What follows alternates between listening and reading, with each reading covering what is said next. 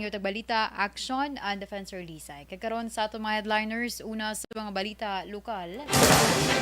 Istrikto nga implementasyon sang pulisa lauman sang mga bakulod noon sa patag sang trapiko.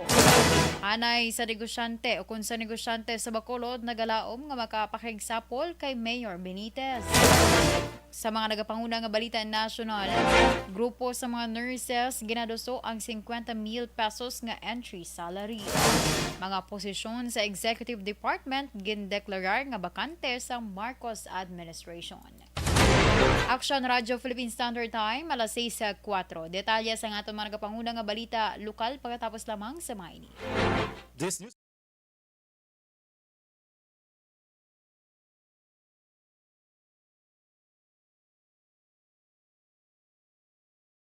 And the winner for Digital Storytelling Best Social Media Video is John Dale Salazar, Bacolod, Aksyon Radio Bacolod, Nurse, BHW, kag iban pa.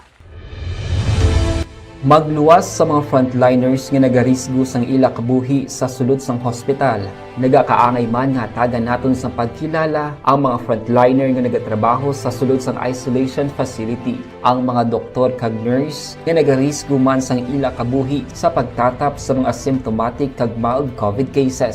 Ang mga barangay health workers nga gin-assign sa isolation facility, mga cook nga nagaluto sa mga pagkaon sa mga COVID positive, ang extraction kag disinfection team sang syudad, ang mga utility personnel nga nagakuha sang basura sang mga pasyente. Ini ang mga frontliners kad nakitaan ko ang ila sakripisyo apisar sang manubo nga sweldo o kun allowance halin sa gobyerno. Ako si Aksyon Dale, COVID positive sadto. Naka-recover sa masakit bangod sa bulig sang sini nga mga tawo. Madamo gid nga salamat sa tanan nga frontliners. Balita Espesyal! Alright! Energy! Action boy! Happy Monday! Happy Monday! June 27 and happy birthday sa akong fathers. Yes. Lipat mo nga lang Si sa Dominador! Ano na siya Yan man? kayo ba ko tali ka, no? Retired Master Sergeant. Galing, sige na lang. Happy birthday pa! Enjoy your day and God bless you. Good health. Good health, God bless, more life, more power, Yes. long life. Wala ko pa siya na-text. Pero kagapon, na-advance ko na siya greetings. Yes. Pero ako na siya i-text, liwat. Karo mo sa text ay idungan mo lang sa imo ipadala. Kahapon pa to yan. Ano padala na? Yes. So, kailangan. may advance greetings.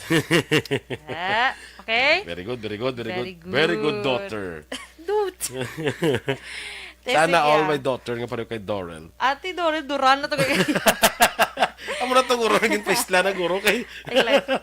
Siling ko Action Boy. Uh-huh. Okay, so sa atong balita special, ari action ba ito istoryahan ining mga interesting facts na hanungod sa adlaw or sun. Sa sun naman Action Boy. Sadya ini kay. Nasa jug daw. Dahil mo sana istoryanta. Sa san. sa jug dia. Ay kalay. So, dali lang ito lang. May mo interesante mo na iling mga bagay. Ano siya dapat? Sa Dapat adlaw. may ara gina siya. Kay kung wala, wala na karon life. Wala kita adlaw. Yes. Kung wala kita adlaw, magsunggol ganing adlaw kay hindi magbutwa. butlak, butwa. Butwa kay hindi siya magbutwa. Hindi ako pakita sa inyo ah. Nagbutwa na si Jumari Chan nga. Si Manong Jumari na nga. Manong. Manong. Siya ga, ano pa na siya? Gasilio. Kag sa detalye sa atong mga nagapanguna nga balita lokal. Lauman sang publiko kag motorista ang istrikto nga pagpatuman sa mga pulisa sa dalanon. Ini kasunod nga nagpungko na si Major John J. Liba bilang bag-o nga pamuno sa Bacolod Traffic Authority Office o kun bitaw sa idalom sa Benitez Administration. Suno kay Liba, nag-assume na ini bilang bitaw head apisar nga wala pa sang appointment bangod hindi sinluyag nga ma-paralyze ang operasyon sa opisina. Nagpanugyan si Liba sa mga Bacolod noon, commuters, motorista sa Bacolod, kag sagwa sang syudad nga likawan ang magbayular sang polisa sa dalanon nga nagatugas sang traffic jam bangod istrikto nga ipatuman ang mga traffic rules and laws sa sa idalom sang iya liderato. Para kay Liba, maayo ang mga layi sa dalanon pero problema amo ang implementasyon sini. Antes nangin bitaw head si Liba ang anay hepe sang police station number 9.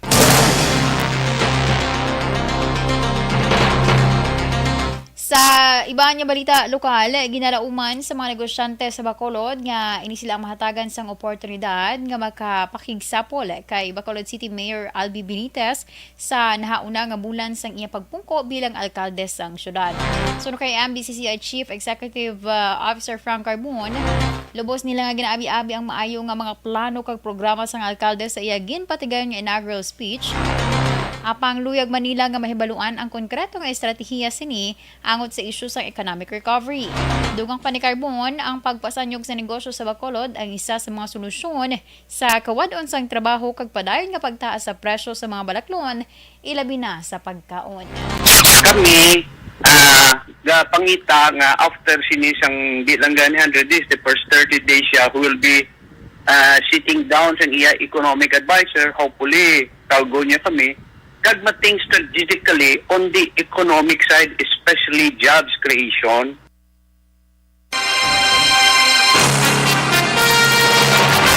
Ang kabahin sa pagpahayag ni MBCCI Chief Frank Carbon.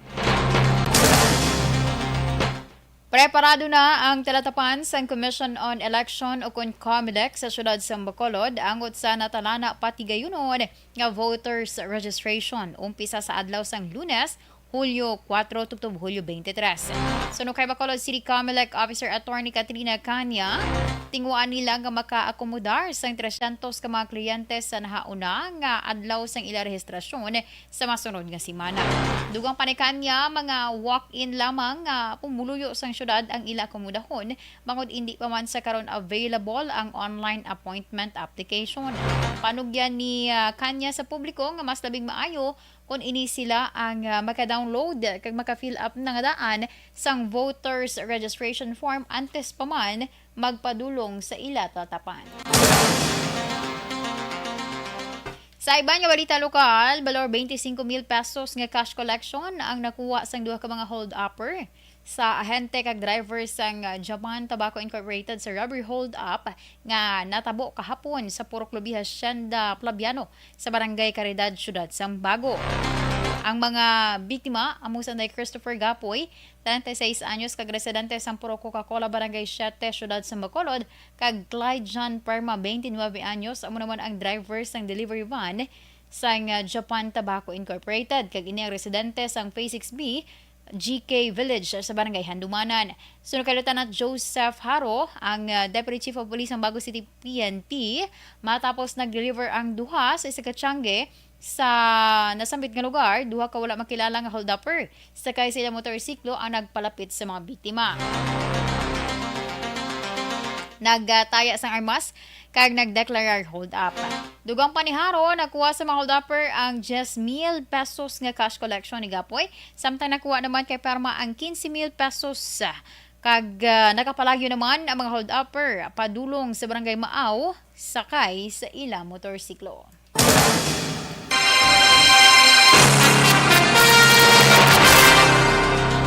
Personal nga nagpangayo sa bulig ang duha ka mga persona sa Morsha PNP matapos dungan nga ginabiktima sang hold up kapon sang aga sa Purok San Ramon, Barangay Santa Cruz, Banwa sang Morsha. Ang mga tagreklamo amo sa Nikki Ubay, 32 anyos, isa ka salesman sang Harlop Company. Residente ini sa Purok Rilota Village sa Barangay Kabog, Syudad sa Bacolod. Kag si Brent Hospesio Famasyon, isa naman ka collector sang lending.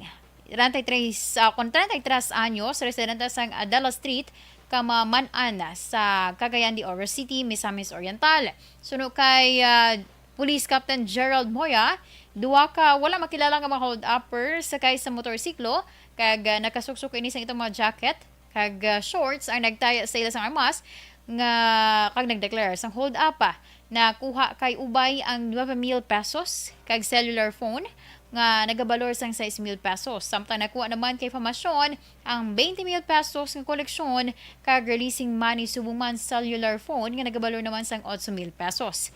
Ang mga sospetsado na kitaan nga nagpalagyo sakay sa rusi nga motorsiklo.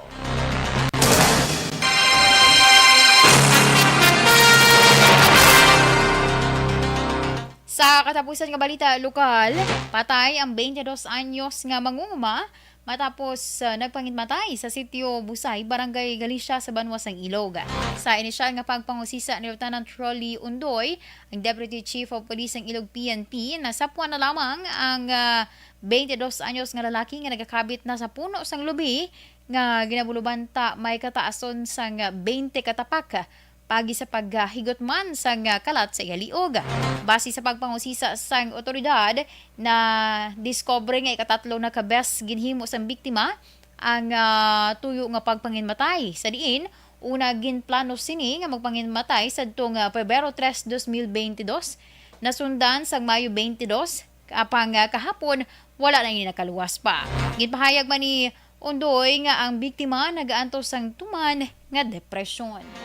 So, ang iyangan nag-istorya kay mga previous sa suicidal attempt. Ang birth niya is February 3. Na agatan ko sa iyangan utot.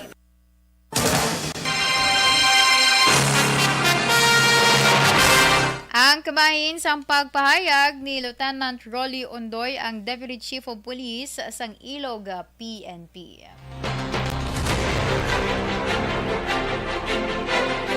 Aksyon Radio Philippine Standard Time, alas 6:15. Pakigbatuan ng cancer, mag-inom sang Santon Plus Gold sa kada adlaw. Bago ng Santon Plus Gold,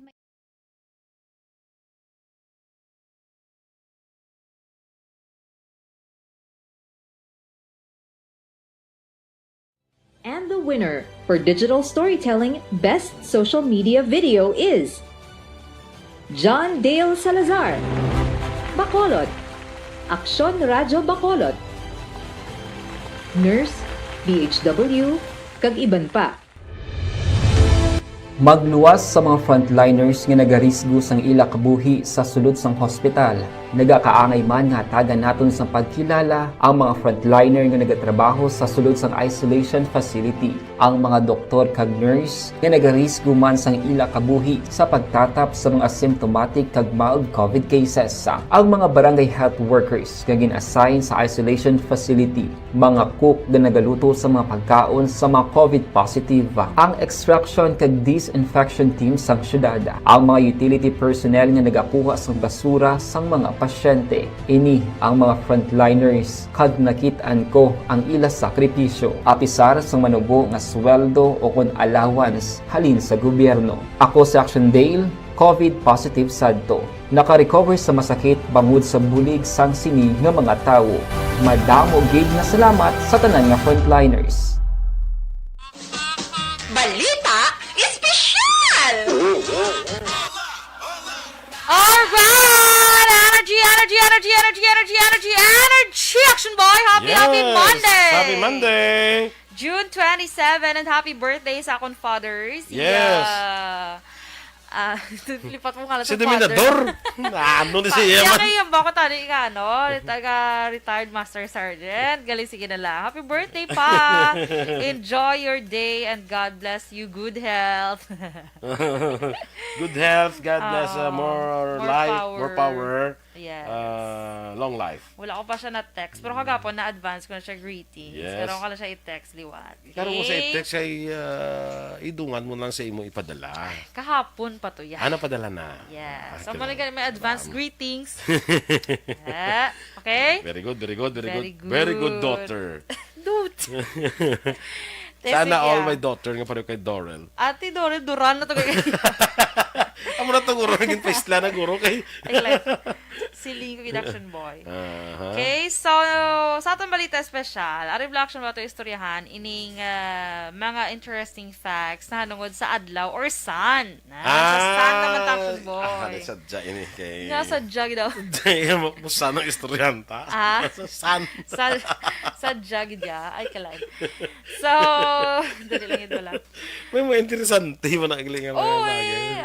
mga siya dapat. Sa Dapat adlaw. may ara gina siya.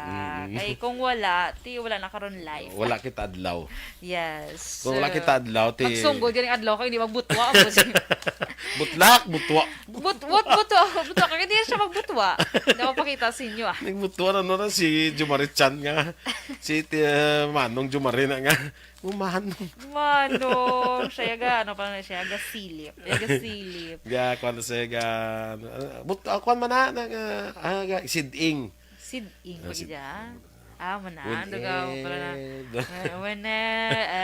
July, August, ay pila na lang, September na. Batian mo naman ang galing mga kanta. I wanna wish you a Merry Christmas na. Our last Christmas na. Amo na? Naman na. Or whenever I see na. That is naman. Muna. Siyempre may mga bonuses. May muna. Wala kasing that is naman. Sino ka daog na raffle ya, di ba? Correct. So exciting. Kabay pa nga sa sining mga katuing ini mga mapalaro naman tablaho kay daw permi lang kuya rice cooker. Feeling ko may pulo ka naka-rice cooker sa inyo nga balay, no? No permi lang rice cooker sa rice cooker electric pan. Sige lang, bala, pasalamatan mo na sa saula ko Oo, na, wala ka mabaton sa December nga, Nyara no? na. Electric pan, buti mo da. Hindi na tanan ka daog. Ah. Te. So, may ara kinayaw. Ano Lagyan sa mga minapyan. tanay bisan mga motor lang na blaw. Buto! Lantawan ta kung ano naman yung aton nga, ano ga ini? Aton nga grand prize. So, Ga daogan ni si No, daogan ni si kaduhan dog, Bernie Villakanas. gani, ako pa to nagabot mong sang final nga, ano? Sang final nga, grand ano ni? Grand prize? Grand prize. Ay, ikaw gito? Ako gito Ikaw na yung balasulon. Kaya wala, mga balasulon. Wala kalain. Siling ko Aksyon boy. So, sige, adreta sa atong balita special, anay. Sige. So, ang una Aksyon boy, the sun is over 4.5 billion years old na gali. Pila? 4.5 billion years old. Grabe, no? Sino naman nag-isip? Sino nag-isip? Hindi nakabalo na may birth certificate na siya. Nalo ni mo naman. Ano naman? Kaya makabutan di Aksyon boy, the sun started as a cloud of dust and gas ko, no? Cloud of? Cloud of dust and gas. Mhm. Tapos, it slowly formed a massive center and got hotter until it became the sun. Ay, ano na ganun? Swerte, no? So, yabok mo na sa gali ka gas. Yabok ka gas. Hindi, blood dust? Talak. Anong dust daw? Yabok.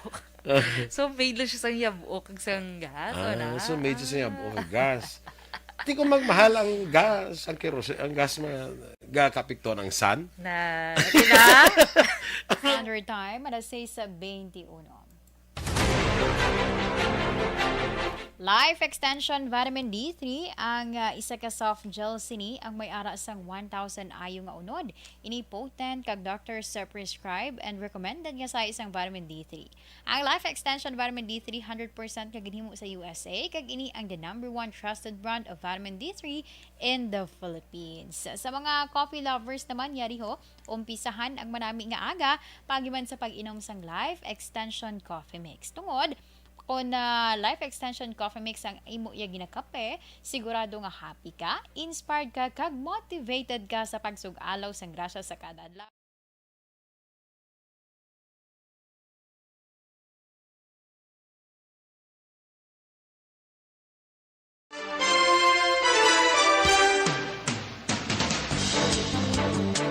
Kag sa detalye sa atong mga nagapanguna nga balita nasyonal, ginpangabay sang Filipino Nurses United si Presidente Ferdinand Bongbong Marcos Jr. nga pasakaan ang sweldo sa mga nurse kag himuon nga 50,000 pesos sa kada bulan ang entry salary. Ginpahayag ni Maristela Abinuhar, ang presidente sang FNU, nga presentar ang ilang grupo sang 10-point agenda sa bagong nga administrasyon sa diin kalakip diri ang pagpasaka sang sweldo.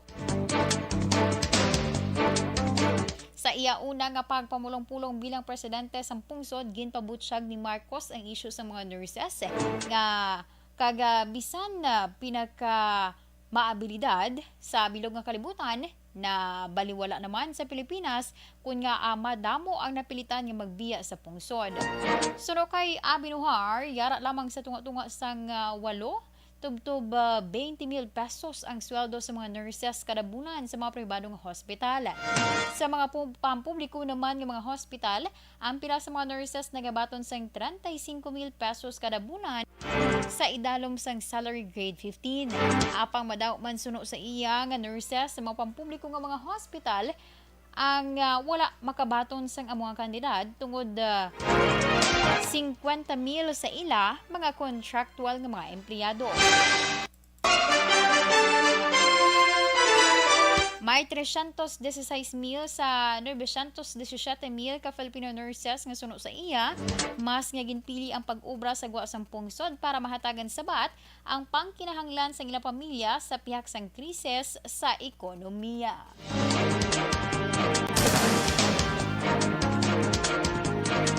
Nag-issue sa pinakaunang mando ang liderato ni Presidente Ferdinand Marcos Jr. pagi sa pagdeklarar nga bakante ang madamo nga posisyon sa Executive Department. Sa Memorandum Circular No. 1 nga pirmado ni Executive Secretary Vic Rodriguez, ginmando sa tanan nga presidential appointees nga ang appointment gin-classify nga co-terminus ang kakason sa serbisyo kag ang mga posisyon nga yara sa department, offices, agencies kag bureaus of the executive department ang gindeklara nga bakante effective immediately. Sakop man sang mando ang tanan nga presidential appointees nga nagaokupar sang posisyon sang authorized staffing pattern. Tanan nga non-career executive service officials nga nagaoccupy sang career executive service positions kag contractual subong man casual employees. Nasaad sa mando nga tanan nga bakante nga posisyon nga wala sang ginbulos ang temporaryo nga dumalahan sa nagasunod sa pinakataas nga posisyon kag pinaka senior official bilang officer in charge.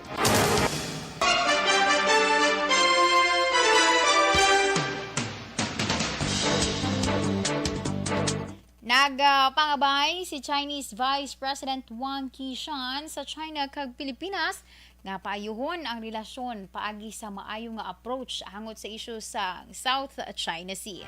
Ginpahayag ni Wang nga ginaprioridad sang China ang Pilipinas kon diplomasya ang istoryahan. Kag ginalantaw sini ang pagtrabaho sang bag-o nga administrasyon nga magadala sang mas mabakod nga pag-abyanay, mutual trust kag mapadayon ang kooperasyon agud maghatag sang ligwa sa golden era para sa relasyon sang China kag Pilipinas.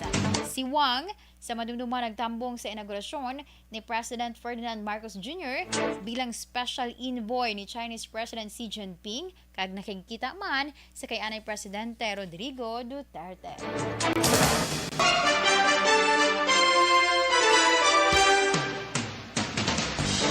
Ginapasabat sa karon sang ombudsman ang 3 ka anay opisyal sang anti-communist Insurgency Task Force sang gobyerno may kang tanan sa kaso administratibo nga ginpasaka sadtong 2020. Sa bando napit sa Hunyo 16, 2022, ginmando sang ombudsman sa kay anay National Security Advisor Hermogenes Esperan Jr., anay Presidential Communications Undersecretary Lorraine Badoy, kag retired Southern Luzon Command Chief Lieutenant General Antonio Parla Jr. nga mag-file sa counter affidavits sa sulod sang 10 ka adlaw halin sa adlaw nga nabaton ang mando.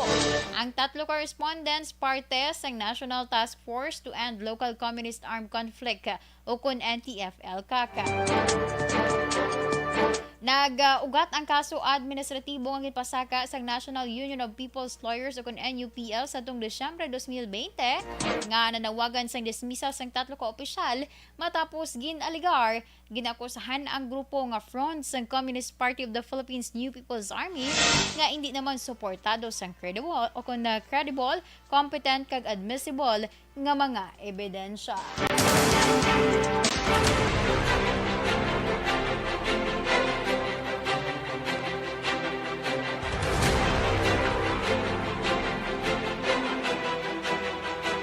Aksyon Radyo Philippine Standard Time, alas 6:28. Inyo ginpamatian ang kabugusan nga detalye sa atong mga natipon nga mga balita. Dili lamang sa Aksyon Balita Evening Edition karon nga adlaw Sabado, Hulyo 2, 2022. Sa liwatan nyo balita, Aksyon and Defensor Lisay. Una sa balita, una sa Aksyon, sa Bacolod, Aksyon Radio.